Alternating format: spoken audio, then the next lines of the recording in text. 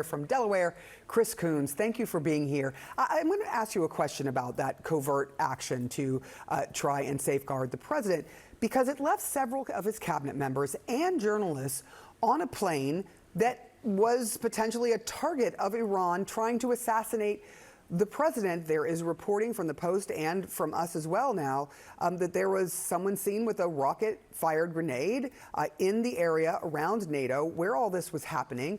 What are your questions that you have upon learning of this? Well, my first question to those who are on the leave behind decoy plane would be, do you realize the president just isn't that into you? So if you were Secretary Rubio or Secretary Bessent or Scott Miller, how do they feel about having been left as decoys? More importantly and more seriously, the press who accompany the president should not have been put on a plane where there was any serious risk of a shoulder-fired surface-to-air missile taking that plane down. I understand putting a priority on the president's security, but frankly, this was just a despicable incident of disrespect for the press and for members of his own cabinet. They should have been allowed to disembark and to fly home another way, rather than taking off on the #1 target in the whole region. So even if there was low confidence in the intelligence, Sarah, it didn't seem like an intelligent choice to me for the president to slink away in a catering truck, leaving key members of his cabinet and the traveling press to take off in Air Force One. And let's remember where this all comes from. President Trump extracted a $400 million gift of a super luxury jumbo jet that he will allegedly take with him to his presidential library. And the Air Force has had to spend hundreds of millions of dollars more to make it meet the security requirements, which it still doesn't, which is why he wasn't on that plane. This is just another of many examples of grift by the president that wastes taxpayers' money and puts people at risk. I do want to ask you, and I think a plan may have changed on using that Qatari aircraft in his library eventually. But I want to ask you about something that happened over the last couple of days where the president really left the door open to potentially declaring a national security emergency and federalizing control over the November midterms. And it was all about a conversation he had about the SAVE Act and wanting it to be passed. Do you think this is just bluster from the president, where he is wishy-washy on whether or not he's going to do something very extreme? Or are you genuinely concerned about this? I'm gravely concerned. Frankly, when President Trump makes big threats, we should take him seriously. Yes, taco or Trump always chickens out has ended up becoming a watchword that many of us have seen in action, where he does bluster and threaten, whether it's new tariffs or to seize Greenland by force or to launch devastating attacks against Iran. But this is deadly serious. The Constitution gives control of elections to the states, not to the president. And if he cooks up some last-minute excuse to try and federalize elections, we should all be on guard for this moment, because that's not appropriate. That would be an attempt to overthrow our democracy. And by the way, this president has already once tried to overturn the results of an election by force. I voted to impeach him, to convict him during the impeachment trial for his role in the January 6th riot that very nearly succeeded in blocking the certification of the 2020 election.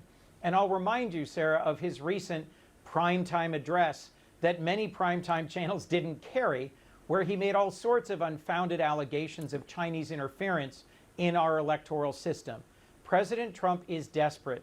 He repeatedly says Republicans can only lose if the election is rigged.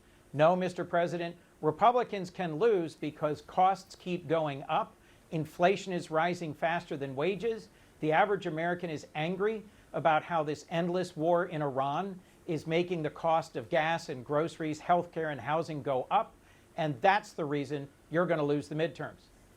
I do want to ask you about something that has come up, great reporting from the Stars and Stripes and the Navy Times, where they're talking about the conditions on the USS Abraham Lincoln, which has now been out to sea more than 250 days. They're reporting that there are conditions so bad with shortages, for example, of even food and sanitary items, that there are some sailors who are trying to jump from the ship. Can you give us some sense, if you have gotten any information on this, and your reaction to hearing about multiple incidents in which sailors attempted to jump from a ship because conditions are just simply too difficult? Sarah, this is another reminder of how the president and his team, while asking for a huge increase in defense spending for all sorts of exotic new undertakings like the Trump-class battleship or Golden Dome, are not making the investments in the daily lives and the care and the support of our sailors and soldiers, airmen and Marines that they deserve.